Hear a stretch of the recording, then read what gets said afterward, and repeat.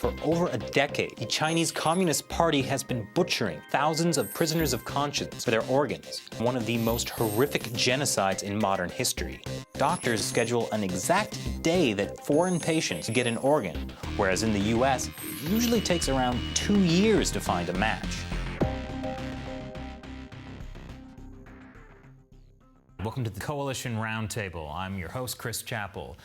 The Chinese Communist Party has been harvesting the organs of its citizens, prisoners of conscience. This has been a watershed year for the story, thanks in part to those who are joining me today. Let's talk a bit about the investigative process. How do we know this is happening? So are these live organ harvests? Yeah, always. Yeah.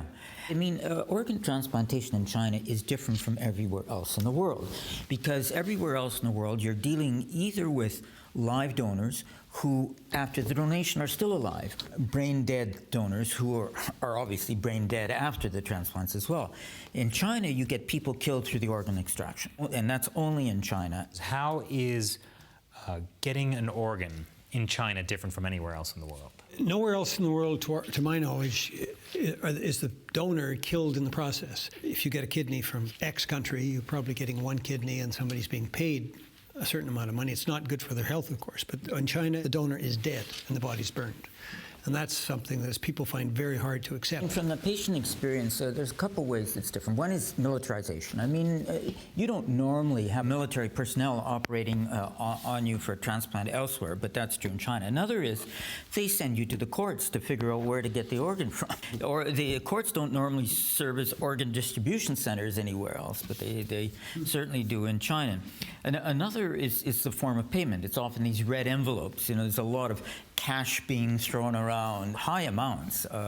It just reeks of corruption and undercover activity. Don't we estimate that it's about $8 or $9 billion a year they're getting now out of their industrial scale? That's a lot of people, a lot of salaries. Let's talk about the amount of time it takes to get an organ in the US versus in China. In China, you show up, you tell them when you're coming in advance and say, I want to get an organ, and you can book in advance, months in advance, if you want, a heart transplant, a liver transplant, whatever, a lung transplant. Organs where obviously somebody has to be killed for the organs, because, you know, a donor can't live without the heart. So you can book for somebody else to be killed months in advance, and that doesn't happen anywhere else in the world. You did the bloody harvest, you did the slaughter. Why did you make an update? What we did for Bloody Harvest and Slaughter is we just took the Communist Party of China's statements of volumes at face value. They said 10,000 a year, so we started saying, okay, where does this come from, 10,000 a year? But at some point, we realized, well, I mean, they lie about everything else. Why would they be telling the truth about this? So we decided we'd check that figure as well. It was checkable because we could go to the individual hospitals, and the individual hospitals were telling how many transplants they were doing, either their newsletters or research reports. We had bed counts, we had staff capacities, we had budgets, so we had a lot of different figures to cross-check volumes, and we were able to see whether the 10,000 was real or not. Obviously, it's a lot of work because there was 1,000 hospitals in China doing transplants. 169 of them were eventually registered officially as being allowed to do it, but there was maybe 800 plus others that were also doing it. What we did, obviously with researchers, and a lot of them, is go through all this hospital data to get real volume figures rather than just Communist Party volume figures. I think, you know, the person who I thought explained all this best, of the various research methods that were coming out there, is Matt Robertson, because he really went through, in one article he did called A Hospital Built for Murder, he went through comprehensively all the different approaches, or what he called guerrilla numbers, to establishing transplant volumes. It's a brilliant article, Matt. Yeah, and that was on one hospital. I'm glad you brought that up. Matt, tell us about the Xinjiang hospital. I think our challenge all along has been to convince the diehard skeptics. And the original thought behind that was to try to bring this issue into one tangible thing that you can hold in your hand and kind of move around. So you feel a lot of the information in the bloody harvest and the slaughter, it was not enough to convince the skeptics? Because it sounds like there's a lot of information out there that was just on the table. First of all, they don't read the stuff. I mean, so that already makes it very difficult. Very difficult indeed. Just throw this away now. These diehard skeptics, they would just not read the stuff and then dismiss it. I've met with former senior people at major human rights organizations, and they don't know that it's for real, or they don't think it's for real. They're like, oh yeah, that issue. Yeah, but I thought it's like a bit, thrown together. They don't have this idea that it's like totally for real. So where's that gap coming from? Because it is such a difficult issue to study. Like if you look at any other major human rights issue in China over the last like 20 years or so, for others you've got like some document. For example, looking at orphanages in China that just like killed babies, like they let them starve to death in the cold. In that case there was someone who came out, like a doctor who escaped with a duffel bag of documents. And so that makes that one bulletproof. That was something that happened. Yeah. I mean, it's totally extraordinary. This was like the biggest story, China human rights story. But like this one is like so crazy. You have to go about it systematically. So you have to whack like 3, 4, 5 moles at once, because people always have these different objections to like, well, how do you know it's not death row? Like, how do you really know it's not death row? How do you really, really, really know it's not death row? Anyway, the Tianjin, the whole point of that was to eliminate objections. Just going by that one hospital, you can be like, if at least you can show that in this hospital, there's something really screwy going on. Like, first of all, that there's way more transplants than can be explained by the official explanation. How many then transplants? you're already somewhere. Tianjin, we have figures on Tianjin. I think it's about 4,000 a year. Well, look, we don't know. We can say how many transplants. You say, look, probably this many. It's like completely estimates. You say you can't know how many transplants this one hospital is doing. How do we know that there are because you can more get a than really good 10,000? idea, because here's what you can do. You can be like, okay, so in 2006 they built a new building with 500 beds, 17 stories. It was funded by the Tianjin government. 2006, like the next year, they moved a death row approval to the Supreme People's Court, and they severely dropped the number of people on death row. So the first thing is you show the numbers are really big. And so, for example, you've got like 500 beds, and then the occupancy of those beds for kidney and liver transplants is like 90%. On their website, they say the average waiting time is 3 to 4 weeks. And so if you say, you've got the beds are occupied to like, 350 beds are occupied at any one time. And you can also cross-reference it with the surgeons they have there. So they've got like a massive surgical team, like 60, 70 surgeons. They've got like their thick bios. It's not easy to be a transplant doctor. There's a lot of, it's a lot of work. It's a very specialized field of medicine. And so you just put all this together, and the first thing you establish is that the volume is simply huge. So like any skeptics out there who are watching this, like they have to explain who else is being killed. So if they don't think like Falun Gong, this is too crazy, then it's like, okay, so who? And officially, China admitted to using executed prisoners. Well, they flipped around on that. Originally, they said it was all donations. Then they said it was almost all executed prisoners. And now they're back to saying it's all donations. And it's not possible that donations, like they've implemented a donation system, and that's why. Yeah, that's of January 2015. So like everything about this is very hard to study. So like, for example, we know after 2015 that this persisted because, for example, you got people making phone calls and they're able to nail down like, they've got people saying, yeah, we've got a week. And so some could be lying, but when you do that to 20 hospitals and they're all saying, we've got organs, then you know that it's still going on. We had callers calling donation centers, and the donation centers say we don't have any donations. They would also say sometimes the phone would actually ring for a month and a half. They'd call every day. Finally, somebody'd answer the phone, and they'd ask, well, how many donations have you got? And they said 5.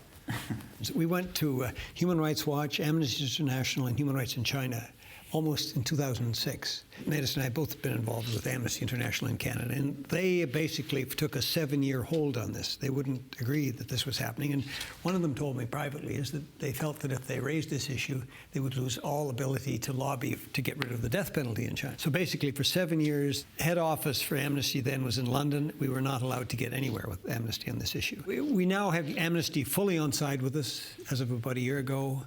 I think Human Rights Watch, I'm not quite sure where Human Rights Watch is, but they have come around eventually. And one thing that Matt said I'd like to follow up on is about waiting times. There are not waiting times for organs, but there are waiting times for beds because these hospitals are operating at capacity. There aren't enough doctors, there aren't enough beds, there aren't enough hospitals. And there's been this huge building boom of transplant hospitals, and Tianjin's one example of it. And how can they be building all this capital unless they're sure that not only there's a huge supply of organs now, but there's an endless supply of organs into the future? And that is one of the most striking things that, all this supposed debate has been going on. There's been all this hurly-burly and political play and statements from the Chinese about all their reforms and so forth, and we see it there's nothing reflected in the actual hospital records. There's nothing but construction, nothing but an endless construction, and no signs to be seen within the actual literature of a lack of confidence in the future. Most just creepiest thing is this sense that, we're just going to have organs going into the future. Ask David about Wang Jiefu. Well, so Huang Jiefu, the person, how would I describe him? He's the person in charge of the reform. Chief liar for the Chief system. liar. So he gives a number of 10,000 transplants a year. How many organ transplants a year did you find in the update? Well, what we did is we didn't have a specific figure. We did a range between 60,000 and 100,000 a year. So he's saying 10,000, and you're saying 60 to 100,000 a year, and it's increasing over time because of the increasing capacity. So the earlier years maybe it was closer to 60,000, later years closer to 100,000. Wang Jiefu at one time was Deputy Minister of Health. He's the vice chair of the healthcare committee for the Communist Party. That's very important. Like, he's in charge of the health of top party leaders. He's a liver surgeon. So we'll try not to say anything bad. The function we see him performing is basically he's the public face of the Chinese Communist Party on this issue. And he's constantly making statements about it. And if you track his statements over time, he contradicts himself all the time. I mean, you can point to one thing about it, he says it's true or is it not. But if you look at a bunch of things he says, he's just contradicting himself. So it's just pointless even talking about what he says. Matt, I believe you have a story about Huang Jiefu and a liver surgery he did. Well, I think Huang Jiefu is great in what he shows us about the system. He did like this fancy liver transplant in 2005, in which he ordered 2 additional livers to be delivered to him personally, that, I mean, must have been removed like within 12 or 16 hours of his making the phone call. So he went to Xinjiang. He did a demonstration of removal of a liver cancer. He found that he could that the operation was possible to perform an autologous transplant where he removes the liver, removes the cancer, and puts it back. In order to do so, he ordered 2 spare livers. So he called the 3rd Military Medical University in Chongqing and then his alma mater in Guangzhou, and got 2 extra livers, like flown on plane to him. How did you find out about this story? It's all in Chinese media. There are 4 articles all about it. Why is it impossible for a surgeon in the U.S. to order 2 livers? Well, who are you going to kill? I mean, is that the only way to have a liver? Either someone is brain dead in hospital, then there is a period and that liver is allocated. But in that situation, if you controlled the twilight zone, you could do that. You could arrange the car wrecks perfectly timed and maybe tissue matched ahead of time, and you could pull this off. So someone has to die for there to be an organ. It's not just part of the liver, it's the full organ. yeah, those were full liver transplants. What are the numbers these hospitals are saying they're performing every year? If you add them up, you're getting figures. Figures are estimates. They're not like one hospital by one hospital. We have the number. Let me give you a fairly simple way of explaining this. It's not a perfectly accurate way. It's a kind of cartoon, but we actually use a more complex method in the update. But there's a number. Give you a number. 146 hospitals who do kidney and liver transplants. That's not even a perfect number, but these are the ones who sort of They were registered, approved, yeah. Registered and approved by the Ministry of Health. I think there are others, but for the sake of argument. For the sake of the argument, let's take a fairly low number. These are just the high volume places because it makes it simpler. We're not doing hearts and we're just doing kidneys and livers. Those hospitals tend to have, and you start to see a pattern after looking at this data, and I've been looking at it for quite some time now. You see a pattern of at least 2 to 3 or 4 transplant teams, actually 20 to 30 transplant beds at least. Well, they have minimum. We'll get to the minimum requirements in a minute, but we don't even have to use those. You can just see this pattern. And a 20 to 30 day stay, and you tend to see 80 to 100% occupancy rates. What do you pull out of that? Well, one way to say is it possible that the average transplant center in China, ministry approved, is doing 1 transplant a day, just 1? With all this staff. Now, with all that staff, 2 to 3 transplants a day, and some of them are just sitting around twiddling their thumbs and not doing anything every day. But let's say they do 1 transplant a day. Well, that gives you a very simple number. 365 times 146, that's 52,000 transplants a year. So we're already at 52,000. Now, the fact is, the Ministry of Health actually demands that they have far more beds than that and a far larger staff than that. They actually Quota too, isn't it? Well, yeah, they have quotas, but the key thing is that they're asking for a lot more facilities than that. Well, now, fair enough. Me, David Kilgore, and David Matus are not walking around China with clipboards making sure that the Ministry of Health is getting their money's worth here. We're not doing that, so we can't say that that's right. But if it were true, if these hospitals are following the directives of the Ministry of Health that allow them to get that license, they would have to be doing about 80 to 90,000 transplants per year. Yeah, that's the minimum. That's the minimum. And now we haven't even gone into Matt's Shenzhen Central Hospital at Military-backed. 4,000 to 5,000. We haven't talked about Beijing 309 military hospital. The massive hospital. Yeah, which are way beyond the minimum. Now we're talking 3,000 to 4,000. These are, easily we start coming into these figures. I really wish we'd brought the update, because it's 700 pages, 2,300 footnotes. It's just massive. And most of it is on these extraordinary hospitals. It is mainly about hospitals which do 1,000 transplants or over every year. And you keep naming them off. It's mind-numbing, actually, to look at these. So how is it possible that Huang Jiefu is saying 10,000 a year, and you are the only people researching what seems to be obvious? It is an awful lot of work to go through all these individual hospitals and put together this information sort of bit by bit. With a story like this, why isn't everyone rushing to cover it? Oh, it's had a huge coverage. If you look on our website, you'll see that we've had 4 stories in the New York Times. The Times wouldn't touch this story for 6 years. Well, that's the thing. This story has been out 2006. 10 years later, the New York Times finally writes 4 articles. What happened? I think the answer is partly that it's a complex story, that it involves a lot of different pieces of evidence. There's not, like with some of the examples Matt gave, just sort of one thing you can point to. There's, of course, all the contrary communist propaganda. There's censorship in China. People are more concerned about what happens to them in their own neighborhood. So I think this is a key issue to the story of organ harvesting. The story of organ harvesting is very much the story of Falun Gong. 1999, it becomes the most controversial hot-button issue in China. What was Falun Gong before 1999, and what happened after? Before 1999, the Chinese government actually actively promoted Falun Gong as this way to improve health.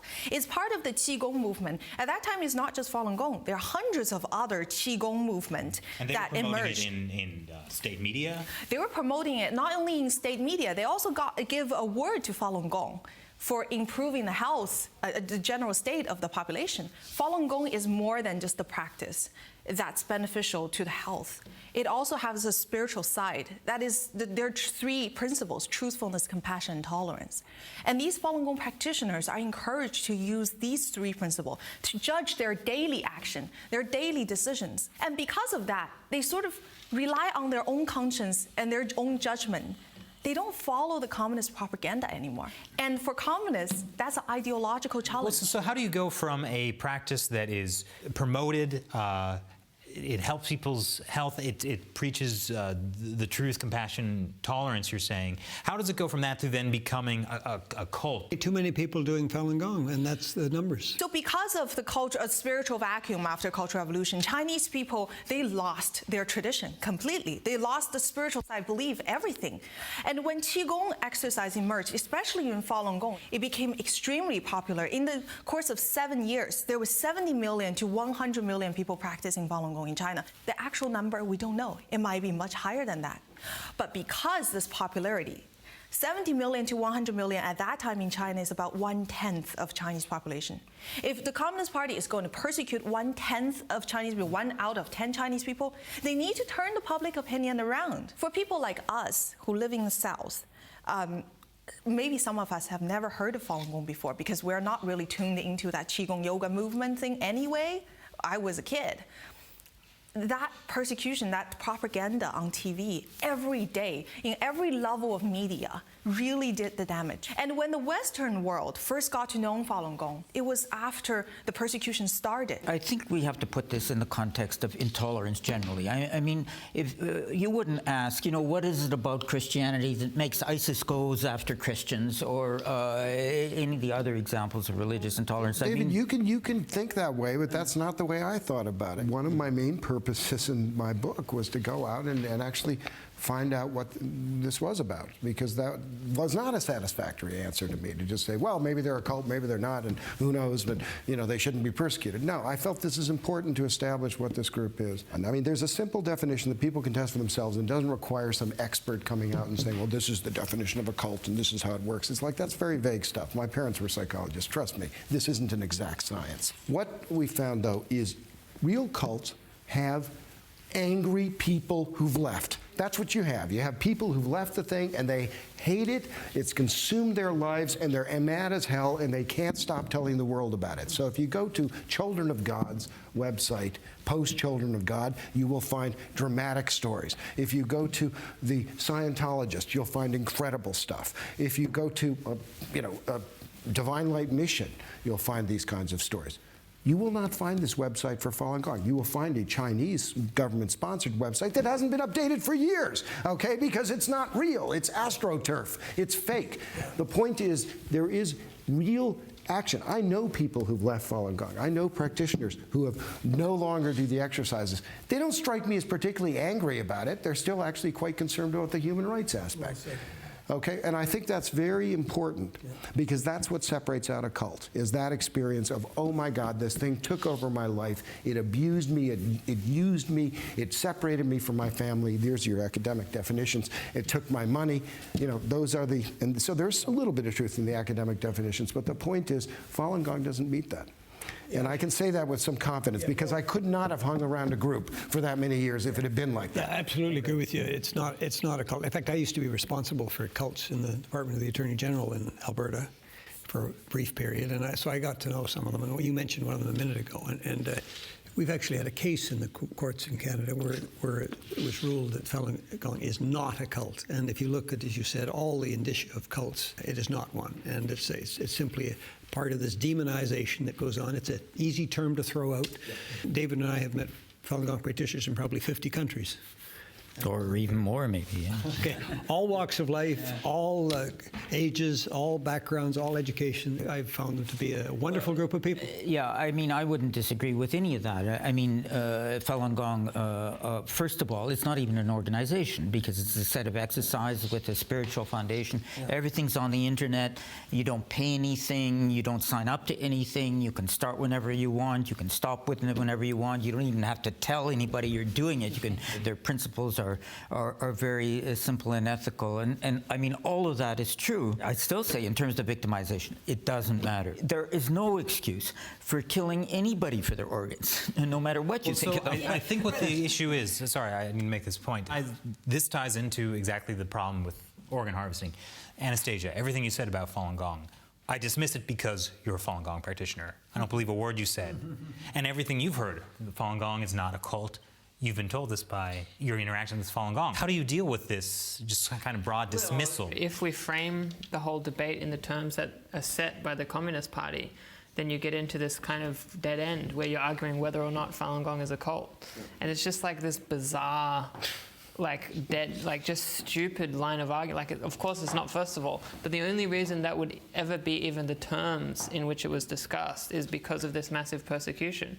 And the biggest thing that persecution did was turn something that wasn't even necessarily defined. And so it turned it into this disparate thing that you do into like a group. See, Jews are very familiar with this, okay? I'm half Jewish, and David Matus is a Jew, and I think we're very familiar with this because all the years that we've been alive, we've gone to at least other countries or something, and people have said, yeah, that Holocaust thing, you guys must have done something. But this is true. So we're very used to this idea that people say, well, that bad thing that happened to you, you kind of brought it on yourselves maybe a little bit. I'm involved in human rights generally, and I see sometimes the instrumentalization of human rights accusations, and sometimes political opposition will accuse their opponents of human rights violations which are not real as a way of making a political point. So, one has to evaluate a human rights accusation and look at the evidence. And you're right, we can't just trust somebody, whether Falun Gong or not, simply because they say it.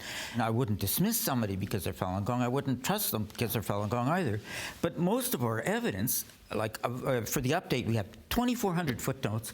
2,200 of them are Chinese official sources. For people to really come to terms with what Falun Gong is, they would need to come to terms with an absolutely extraordinary injustice, because Falun Gong says that they believe truthfulness, compassion, forbearance, and that they just want to follow these values and assimilate to the universe. And it's this very simple, primal goodness.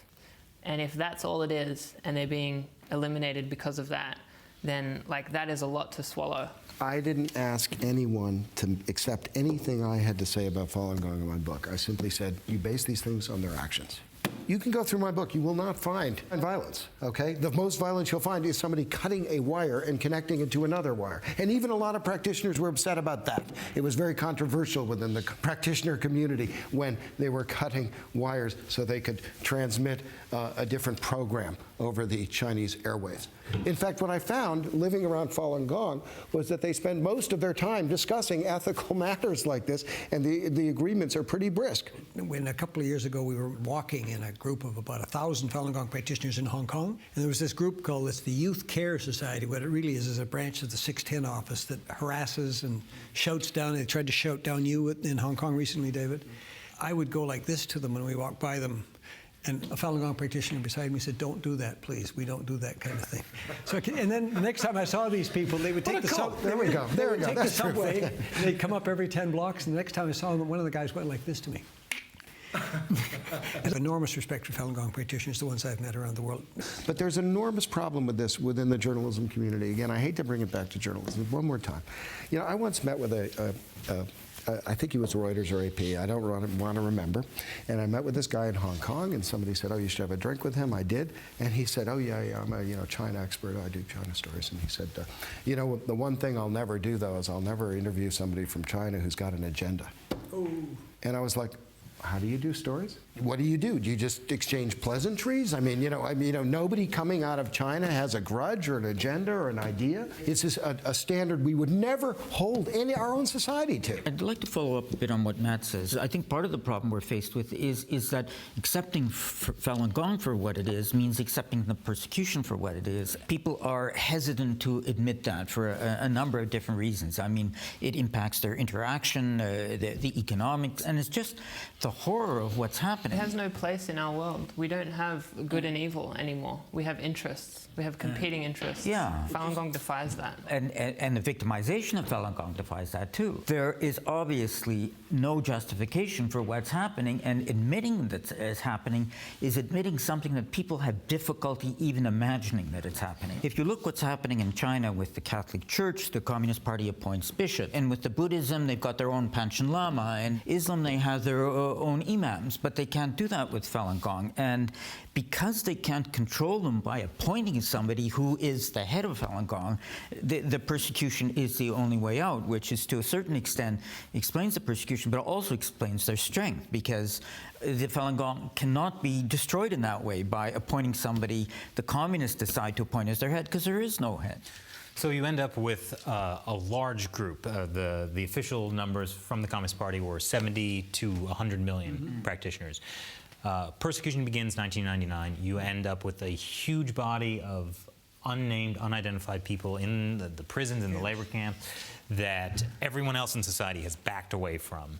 and then they become just this huge pool for organs. Yeah, we've talked to people who've got out of these camps, by the way, and we probably should mention something about that, because we've talked to them on about 15 capitals, and we're absolutely horrified by what they go through in these camps. This is all small fry. I mean, what happened 6 months later was that they started to systematically build a machine to monetize those people. And this was not clear until this report came out. When all the evidence was put together, it became clear that they built a machine to do transplantations. So the reason the death count is so high now, or is suspected to be so high, is because there's no other plausible source. Except House Christians, which we don't know enough about. It's possible that they're an emerging source, at least. But look, I was always estimating at least 500,000 to 1 million Falun Gong in detention at any given time. And every time I've sort of thought, well, you know what, this has got to be fading. New evidence comes out and shows that I'm wrong. I think that's right, and I think this is an extraordinary machine, and it was also provincial. I mean, every province has gotten involved now. This is what we're seeing as a truly national, incentivized it. They turned a political persecution into also a commercial. A commercial killing business. And this is another facet of the update, the institutionalization of this killing. It's in the 5-year plans, it's in the budgets, it's in the grants, it's embedded into the system. The amount of awards these hospitals get individually is extraordinary. I mean, it's not just them bragging about, oh, I'm the #1 kidney hospital. No, they actually receive special awards. They proudly list them. They're competing for them. Matt, you had a point? Hospitals were rated for their advancedness on how many how many transplants they did. And it was a criteria for judging like how good a hospital is. So it was completely built into the system. Anastasia? Do the Chinese archive all these materials? They wipe them out the minute we look at them. Then usually after we archive them. I have a strong belief that they do not actually archive these materials, that they're incredibly careless about them, that they wipe them out all the time. But they're also careless about them, fortunately, in a good way as well. They tend to throw them in the trash and then not delete the trash, if you follow me. It's something we've all done on a computer. A lot of the mistakes are very elemental. Well, the bottom line is we have no idea what their internal accounting mechanism is. Not exactly. We honestly don't know whether this was a centralized campaign to eliminate Falun Gong, or if it was simply creating the incentives and letting it rip. I think both actually can be going on at the same time. If the question is, will you ever find a kind of master plan, something labeled the final solution for Falun Gong? No, I doubt that document will ever emerge. And if it existed, it's probably gone. So what we have here is a massive persecution. Organ harvesting, which we may never know the full scope of, is still but one aspect of this persecution of this group. Research wasn't done to the same degree with their campaign of thought reform against Falun Gong, but it was similar in that an industry was created. Like there were specialist academics in how you brainwash Falun Gong practitioners effectively. They had like book series, and then that would be distributed to prisons. They had like experts in this. They had training programs for this. They had prisons medals. got awards and so forth. Again, they were ranked and they got awards, and prisons boasted about being the #1 at transformation. We do have a better idea of what other victimization is going on, because the other victimization, a lot of the victims survive and they can talk about it, and about the torture and about the forced labor and the sleep deprivation and so on. But obviously with killing for their organs, they don't survive. So we don't have the same access to information. How could one of the greatest crimes of the 21st century happen in one of the largest countries in the world? To understand that, we need to understand some of the history of the Chinese Communist Party. Anastasia, you grew up under the Chinese Communist Party. Can you tell us a bit about that? Yes, I did. And when I talk to my father's generation these days, I can still feel the fear, the trauma that they experienced. Cultural Revolution is a big tragedy in Chinese history. Communist Party aimed to destroy Chinese traditional culture. What they destroyed was basic human nature, was the way that our society was formed, the foundation of our society, the kindness between people. And my father's generation grew up in the midst of Cultural Revolution, and they watched their families and friends being picked out, publicly humiliated, and that's always been there in their mind. And as a result, Chinese people have learned to put their head down and not speak their mind. How has the Chinese Communist Party been able to maintain its grip on power without using the rule of law? As Anastasia said, it's totally hostile, harmful to the Chinese people, and not in line with Chinese traditions, but it's very much in line with what communism does. Communism, the leadership of the vanguard of the proletariat, and you can see in the Constitution of China, it's all about the leadership of the Communist Party. But this vanguard of the proletariat, it's a few people. So how are a few people going to rule a large number of people without democratic elections? The way they do that is they create fictitious external enemies, and then they mobilize people behind this false creation of an enemy. So are you saying the party manages to maintain its power by always targeting, basically like a witch hunt, a group that is the enemy? I mean, originally it was the capitalists, but then the Chinese Communist Party switched to capitalism. They had to find somebody else. Falun Gong was a good candidate because there was lots of them. They were everywhere. They were not going to defend themselves, and they were not communists, so they became a very easy target. David, I believe you had a point? Also, the Tibetan Buddhists have been treated outrageously, and the Dalai Lama, who's probably one of the most admired people in Europe. The Christians have been persecuted. It's always someone. The Uyghurs have been persecuted, scapegoated. I think there were 45 atomic bombs set off in the Uyghur part of China. There is a quality of kind of always digging oneself out of a previous crime. The problem for Jiang Zemin was make Tiananmen go away. The Tiananmen Square Massacre. Make Tiananmen Square Massacre go away. Make it disappear. And how do you change the subject? How do you turn the page? Communism is remarkably clever when it comes to tactical moves, okay? So we can often see that. If you've ever dealt with the Chinese Communist Party the way we have and sort of tangled with them, you see them reacting from day to day. But on a strategic level, they're not. No. They're quite blockheaded. There you see this attempt to, well, let's just turn the page by creating a new scapegoat, a new group. Let's turn to a new enemy. And that, at least, was the explanation. I'm not sure I completely buy it. I think there's a lot of explanations. I spent a lot of time in my book giving a lot of different possibilities for it. But that is one of the key ones. That is the one he claimed was completely responsible for this. Turn the page, make Tiananmen go away, create a new enemy. Don't let the Public Security Bureau's muscles atrophy. Make sure they stay in shape. What is the origins of organ harvesting of prisoners of conscience in China? Well, there's some suspicion about earlier in the 90s, but really 1997 is when you can clearly say it took place. In the Gulje incident, you have 6 high-ranking Chinese cadres arriving in Urumqi, and the doctor, I've interviewed him, he's in Europe, he's told, go to the political prisoner wing in the Urumqi prison, start taking blood samples, map them out, map out who we've got, and, well, why do I have to do that? Well, just because we're going to have to start tissue matching these particular people. These guys get their organs, they leave, 6 more come, and this goes on for about a year and a half. These are tiny numbers. It's clear that something was happening at earlier time. And it went to an industrial scale operation against the Falun Gong community, a peaceful community of 70 to 100 million people targeted by the chairman of the party, and they were killed. As we say, 41,000 transplants by 2006. We can find no other explanation that they were taken from the Falun Gong prisoners of conscience, who had been convicted of nothing, were put into work camps, were blood tested and so on, and then when somebody came from the United States or Canada, they were taken out of a work camp and were killed, and their organ was flown to the buyer in Shanghai usually.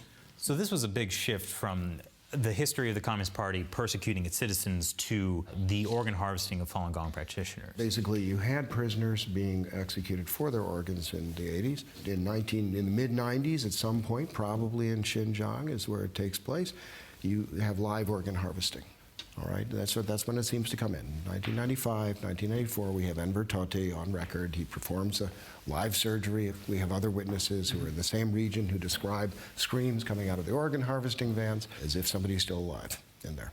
Then we get the first political prisoners being harvested in 1987, and then in 1999, it all starts to really go into a different world, and that's where we enter the really high levels of organ transplantation. How do you harmonize this image that the CCP is portraying across the globe of being, a powerful, respectable country with something as terrible as this happening behind the scenes? The image that we're discussing here of the CCP is not one that is particularly welcome, anywhere when dealing with China. Well, why isn't it? Just, companies are trying to do business in China. Right, because they don't want to know about mass killing. There are, states who are trying to deal with China on what, they're trying to get China to help them in some way, like cooperate with them on climate change, for example.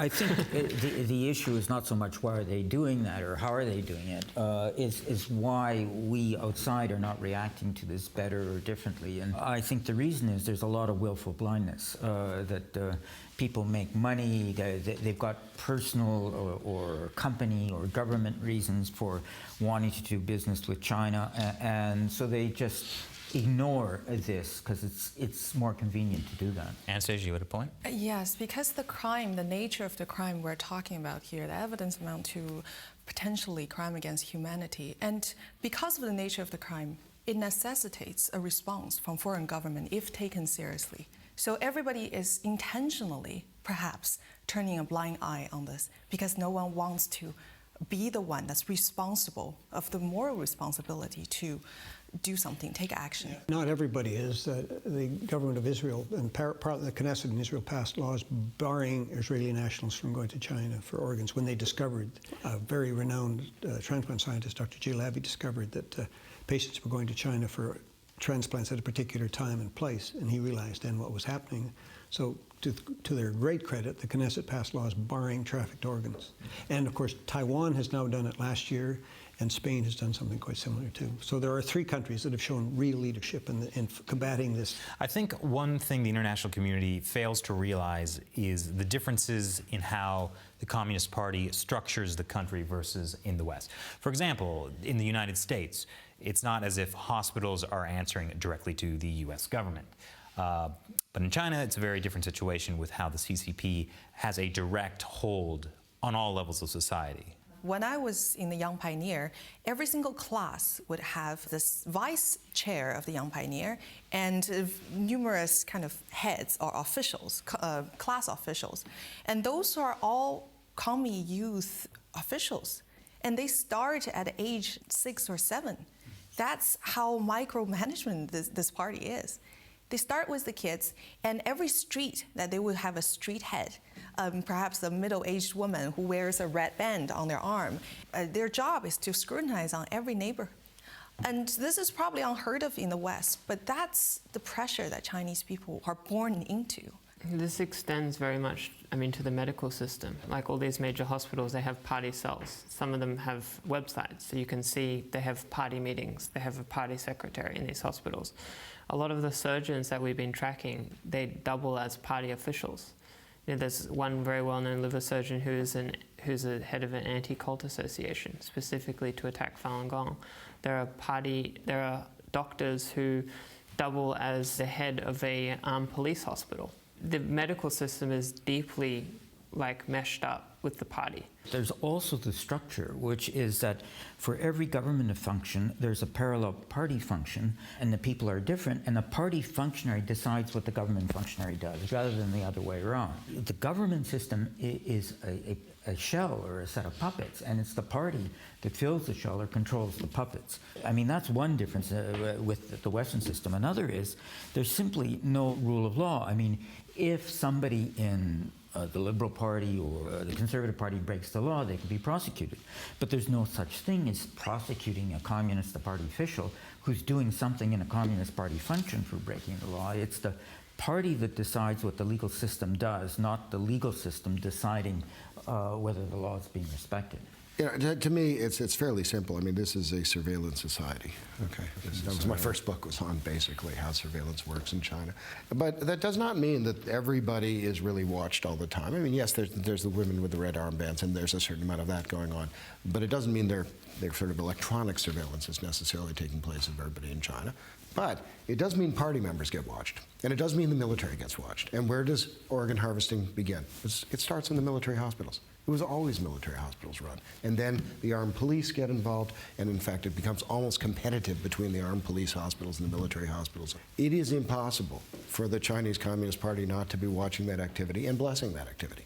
Okay, so right from the beginning, and we haven't even gotten into that topic, but this idea of rogue hospitals and sort of triad elements, that this sort of idea gets danced out every once a year or so by the Chinese Can Communist. I just pick up on that military point?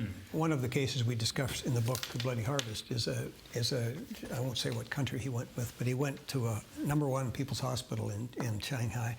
A Major 10 in uniform came in with a list of names. He went down the list, he picked out a name, came back 2 hours later with a vial with 2 kidneys in it. The kidneys didn't work. He went back 3 more times with 3 more sets of vials of kidneys. None of them worked. He went home to his country, came back about 3 months later, and they went through the same thing again 4 times. So since it was 2 kidneys, every time 4 people were killed before he got his kidney. And Well, explain why that is such a shocking fact. that 4 people, undoubtedly some of them were Falun Gong, perhaps most of them were Falun Gong, were killed so that this guy could have a kidney.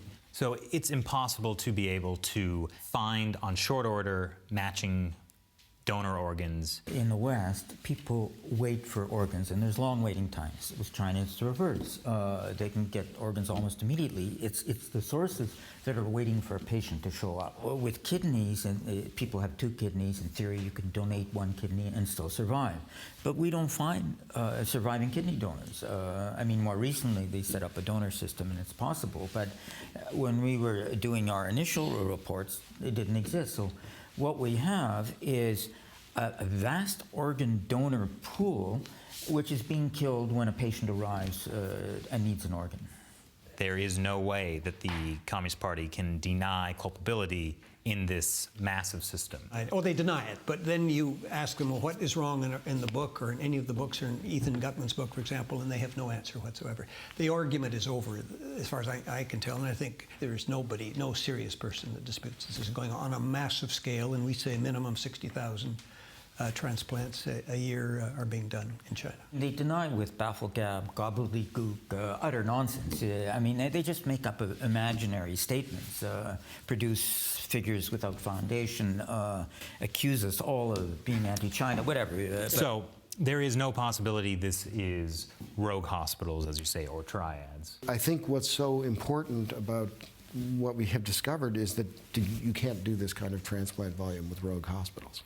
You have to have central involvement across the board. But with large-scale persecution, like, for example, Falun Gong, it's not just a few people, it has to be the entire society. And we have a chapter in the book called Sujiatan, and it's about Annie and her husband, who was a surgeon, and in a 2-year period, her husband removed the corneas from the eyes of 2,000 Falun Gong practitioners. He was paid the equivalent of hundreds of thousands of US dollars for doing these operations.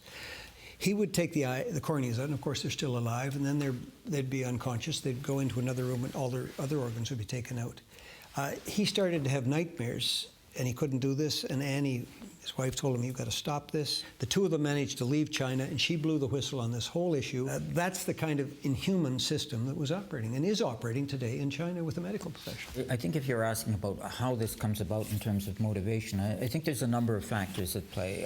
One of them is compartmentalization. People at different parts don't know what the rest is doing, and this helps to make willful blindness function. People will say, well, I don't know, I see a body in the operating table, I don't know whose body it is, or I see a corpse that I'm cremating, I don't know whose corpse I'm creating, and so on.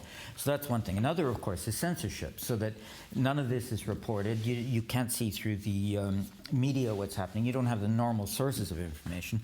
And a third thing is incitement to hatred. I mean, as I mentioned before, the Communist Party is always making up these enemies, but it doesn't just say, designate somebody or some group as an enemy. They start these propaganda campaigns, and that was certainly true with Falun Gong, which depersonalizes, dehumanizes, marginalizes these people to the point where the few people who actually see and know what's going on, they'll say, well, Falun Gong are enemies, Falun Gong are not people, we can do whatever we want with them. And of course, there's the greed factor, all this money that's being poured into it, and the pressure of the party if you break away from them. So this combination, this confluence of events leads to this awful result.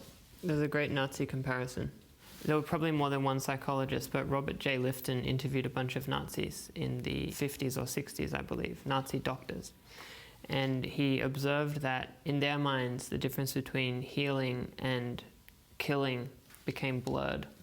And that's basically how they were able to justify what they did. In this case, it couldn't be any more clear, because they're taking organs out of bad people or non-people and putting them into Chinese citizens and saving lives and stuff. I'm sure that psychology comes in it somewhere, where they can somehow justify killing some people. Even right in the beginning of this whole process, you have these kinds of questions coming up. I think this has been present from the beginning, but that's an evolution too. I mean, a lot of these doctors got involved in the one-child policy. They did forced abortions. They did them for years. If anything sort of starts that process, forced sterilizations began the Holocaust. It was the same thing. They didn't start by outright killing people and giving them lethal injections, that sort of thing. It was forced sterilizations. It's very similar in China. So you've had this kind of ramping up process within the medical community for many years.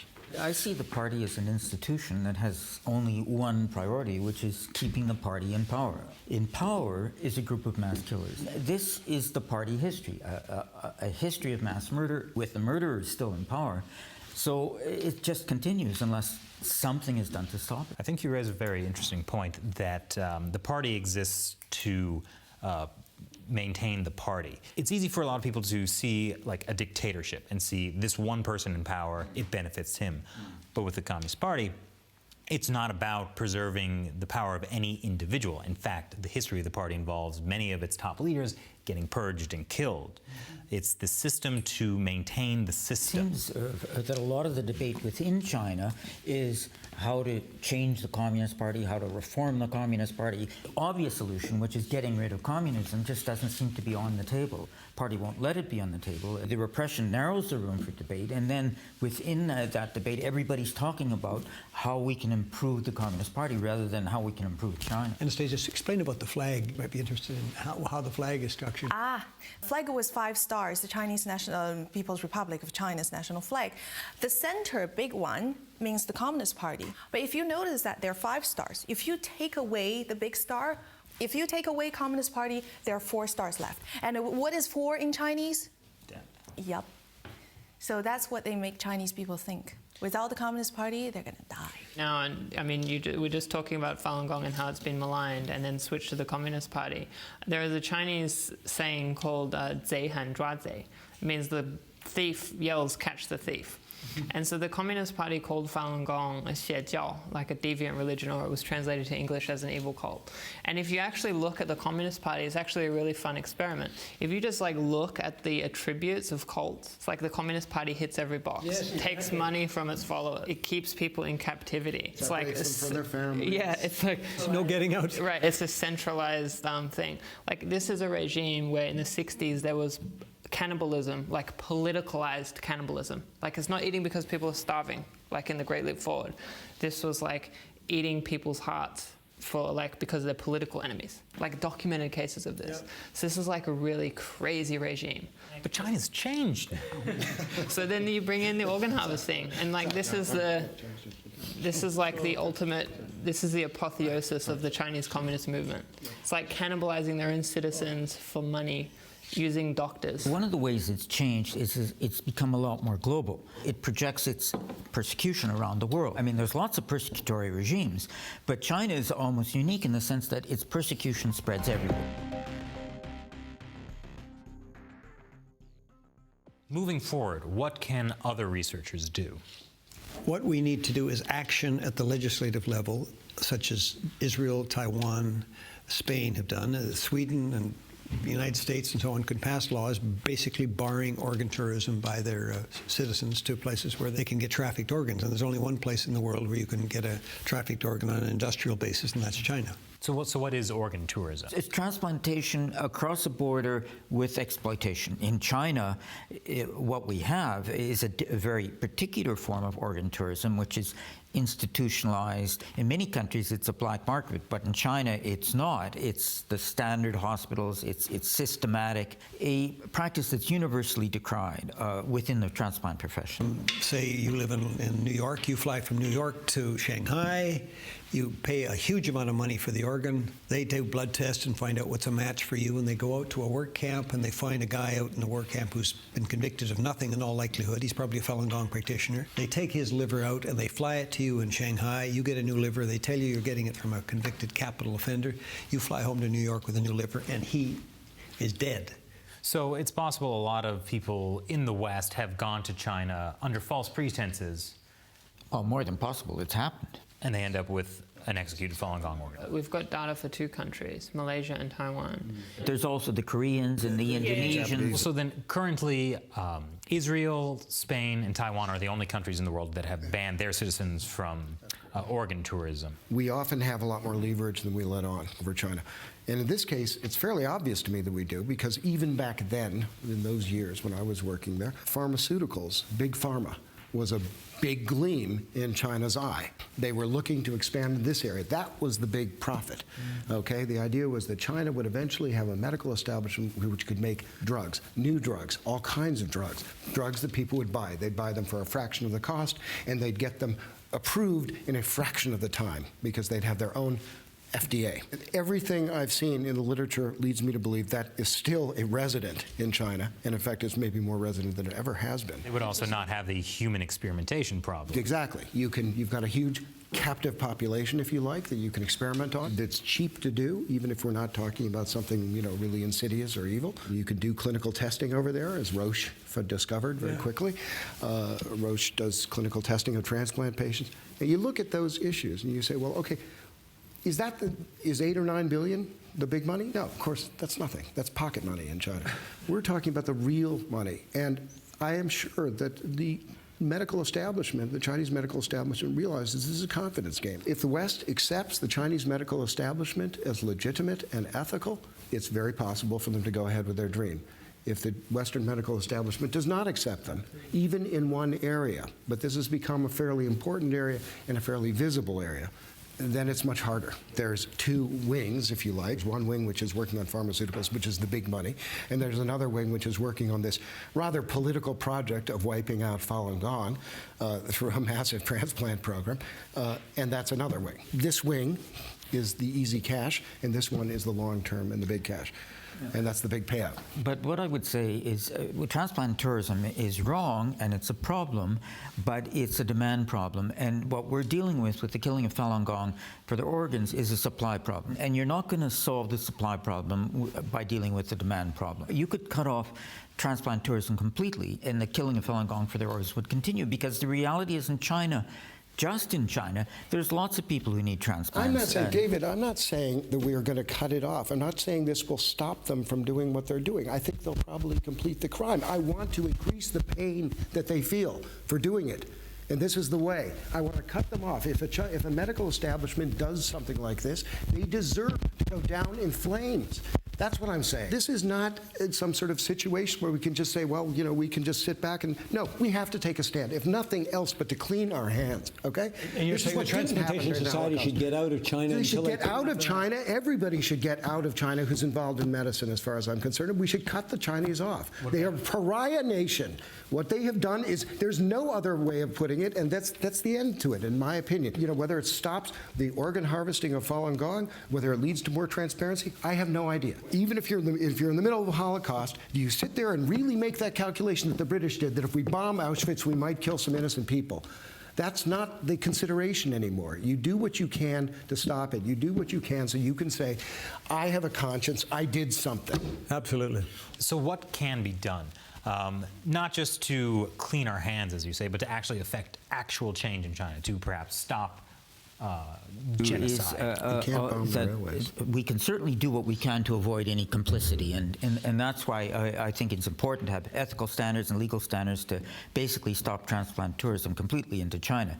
But to actually change China, we're not going to change organ transplant in isolation from everything else, because the organ transplant is affected by the overall problems of Communist Party rule, lack of court supervision, lack of independence to judiciary, lack of freedom of the press, and so on. And the only way you get out of this situation is by the end of Communist Party rule in China. That's a high bar for most people looking to engage in China.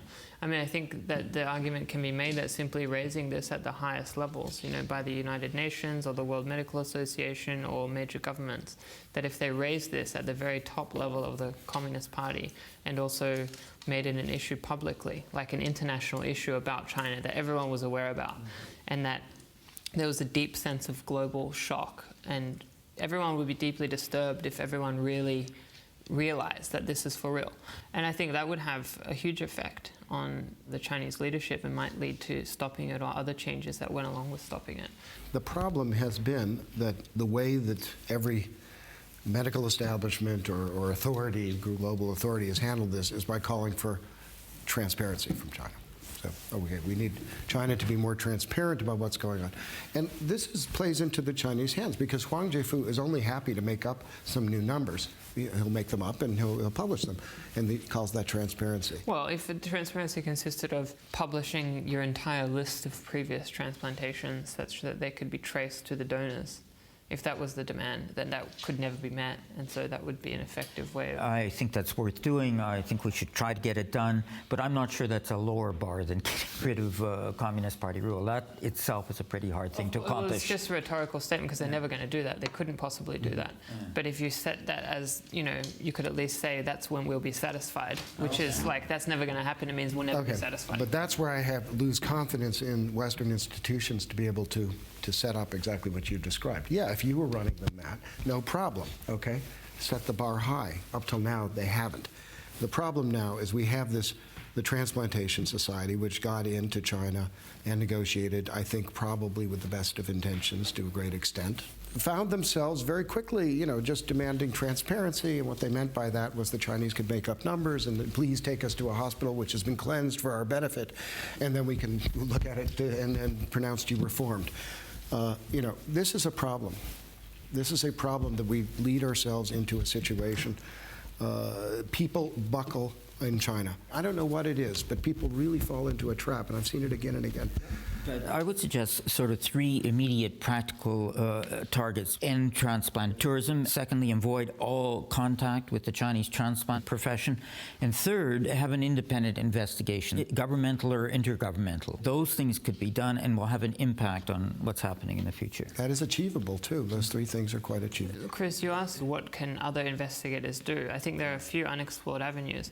No investigators so far, as far as I'm aware, have actually just gone through Chinese transplantation literature from the late 90s until now, and just gone through them issue by issue and seeing what are their research and development findings, advances in transplant practice, whether they're developing their own drugs. That stuff's available now. It's on databases, and so that's one thing. Another is trying to find out transplant recipient groups and seeing how widespread, there must be people who've received transplants that are talking with each other on Chinese media platforms, digging deep into Chinese literature and getting a hardcore sense of the industry again, and then inferring from that. I think additional research is worth doing, but what the research does is it just replicates what we've already found. It just gives us additional information, but the priority has to be activism to stop the abuse. Sorry, Anastasia, do you have a point to make? I support what Matt said. And about the recipients, there are loads of Chinese forums. Chinese people go online and talk about everything.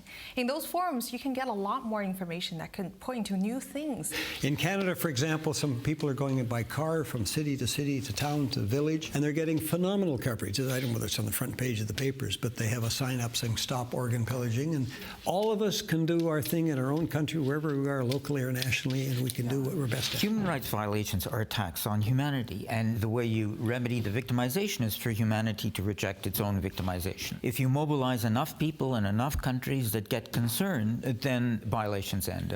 What have you found effective?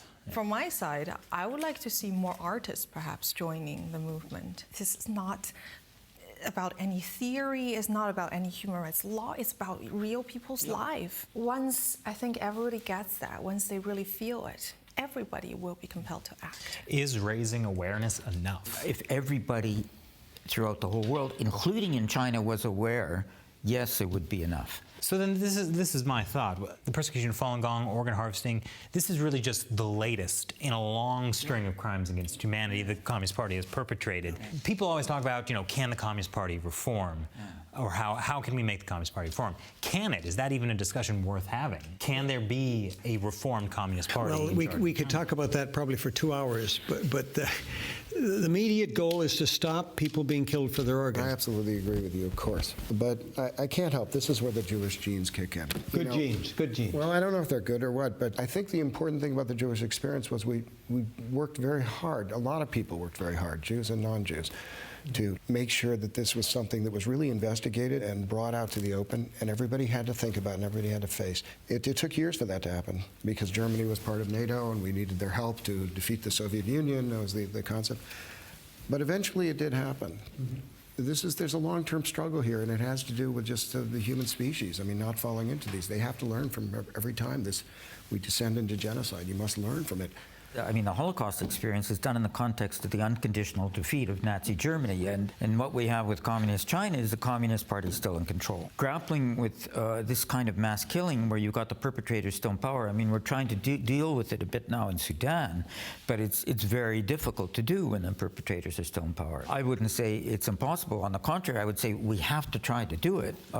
And the issue in the end is not, at least from my perspective, is it going to succeed? I don't think we have any choice. We have to go ahead and try to do it whether it's going to succeed or not. This is the most optimistic time in the organ harvest. Now, number one, is taken seriously. Like it's a thing. It's not this weird sci-fi story. Kidney in the bathtub story. That itself is a big shift, and then that awareness will deepen. There are a lot of professionals getting involved. They're forming networks. They will mobilize to activate higher level intervention with China. It's getting momentum, and it's going to build and build. And there'll be a big, what Ethan says, it's completely inevitable. There's going to be a huge global learning experience about this, because this is such a uniquely evil thing that has taken place from so many different aspects, and that will be analyzed and reflected on. Will there be trials? I mean, there must be, because a lot of these guys, they're not, they're only in their 40s, 50s. Presumably many of them will be alive when the Communist Party has ended. A database I've seen of transplant surgeons puts the number at 9,000 something. It must be a 6-figure number of people, I guess, maybe, or at least a 5-figure number of people that have been directly involved in this industry. And so, I mean, there will be an enormous amount of debriefing, there'll be memoirs, there'll be archival research to do. This will be like a massive field of study because it is such a unique thing to have happened. And you, Anastasia, as a Falun Gong practitioner, you've had to face an ugly side of humanity that most people have never had to encounter. Do you feel that it's time for a thumbs down, or do you have hope? We should never lose hope on ourselves. We do have the capability to do unimaginable crimes, but we also are capable of compassion. And that's yet for a lot of people to discover, but they still have it in them. What has really been inspiring to me is nothing's ever devolved into factionalism, and people have kept at it. The stubbornness, the way people have kept at it. This is the one thing I truly share with Falun Gong practitioners. That perseverance, I really, really respect this, and that really does give me some hope. If you're uncertain about whether this has happened, read the research. If you're satisfied that it has happened, do something about it. If you're uncertain what to do, go to endorganpillaging.org, and we've got a menu of things you could do. Pick one. Thank you for watching. If you want to do something, if you've been moved to do something about this, go to the website endorganpillaging.org. That is the International Coalition to End Organ Pillaging in China. They have a global advocacy network, and that allows people around the world to actually do something about this. It's a list of things you can do, simple things like sign petitions, write letters, or if you have specific skills, like if you can offer legal advice, that's an option. This is a way for everyone watching to do something to end probably one of the greatest crimes of the 21st century.